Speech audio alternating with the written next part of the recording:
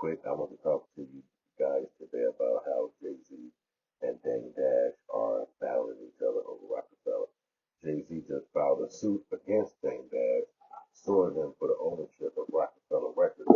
Whatever ownership Dame Dash currently still owns, Jay-Z wants that shit. So he took him to court and he filed a case that Dame Dash got to see and go to court and fight because he was asking Dame Dash to sell him his stake in Rockafella, but Dame Dash said no. And when Dame Dash said no, when you're a businessman like Jay-Z, the next thing you do is you go sue the person because by suing them, that ties the product up in court, and so you can't sell it to a third party.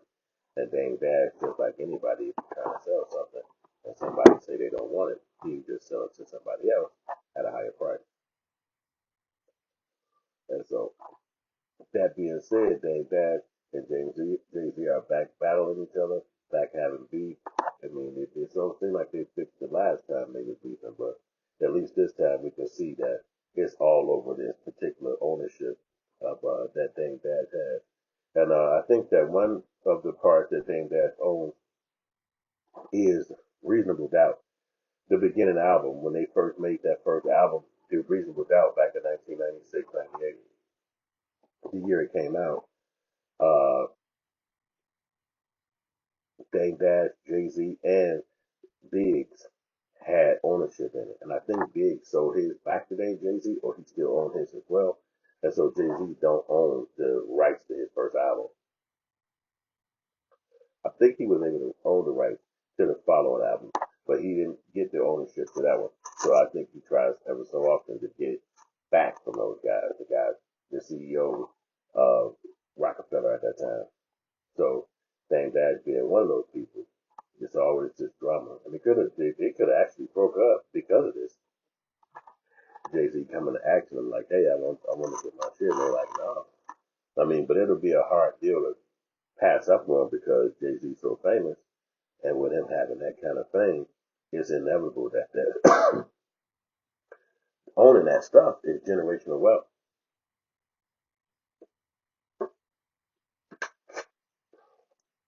So you don't even have to be so successful in your own life. But if you own some stake in some Jay-Z songs, you own some of that publishing for some of his music, you're gonna get a check, and your kids are gonna get a check. So you gotta see why Jay-Z and them are harping trying to get that out of Dame Dash because that's generational wealth that Dame Dash family would never have to sell it. But if they get them to sell it ahead of time, or if he don't get the bang for the buck, it's gonna be a bad investment. So I think that Dame Dash should keep it. I do not believe he should sell that shit to nobody. I don't even care if it's Jay-Z because that's your generational wealth right there. You pass that down to your kids, like up on that.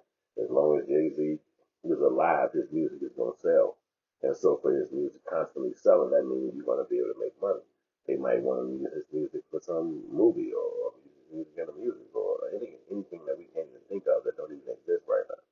They want to put his music on this type of situation. So he want to make sure that he got some kind of ownership in it because that was what he helped build.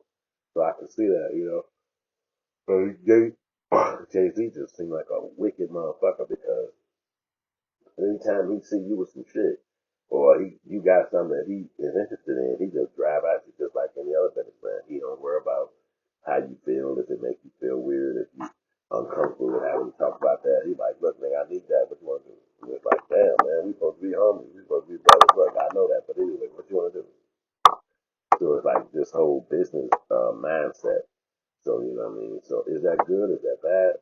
I don't know. I believe it's a bad thing because if your homie was your homie, then he probably would just gave you that shit.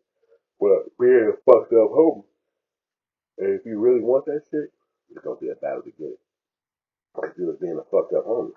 And so your boy like, nigga, I ain't gotta kiss your ass. I ain't gotta run up behind you bitch ass. Nigga, fuck you. You ain't getting this shit. And now Jay-Z look like a damn fool. Bothering old boy after being a mean ass homie to him that he couldn't rely on for the media wise to expect, but that's exactly what Dame Dash was saying at that time. So obviously it's true because they suing each other nowadays. So it's crazy how it goes, babe. So y'all let me know, goddammit, what you think. Hit me up online. Hit me on the subscribe side of the game. I appreciate y'all support, and let me know what y'all think about Dame Dash being sued by Jay-Z. Is it the right thing to do? Is it the wrong thing to do? Would you sue your best friend if they did